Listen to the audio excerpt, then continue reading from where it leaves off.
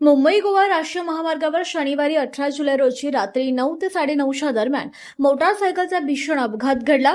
या अपघातात एका तरुणाचा मृत्यू झाला असून दुसरा तरुण गंभीररीत्या जखमी झाला। मुंबई गोवा महामार्गावर राजवाडी फाट्यावरील ब्रिजवर मुंबईच्या दिशेने जाणाऱ्या लेनवर हा अपघात झाला। अपघाताची तीव्रता इतकी भीषण होती की मोटारसायकलीवरील दोन्ही तरुण गंभीर जखमी झाले।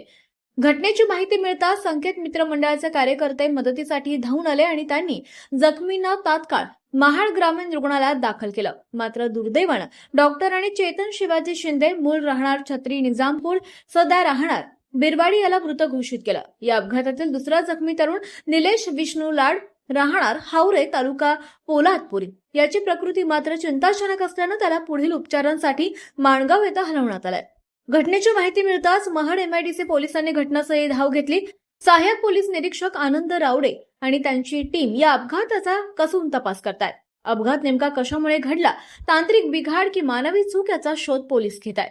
घटनेची माहिती मिळताच युवा सेना कोअर कमिटी सदस्य तथा रायगड जिल्हा परिषद सदस्य विकास गोगावले यांनी महाड ग्रामीण रुग्णालयात तातडीने धाव घेतली आणि परिस्थितीची पाहणी केली।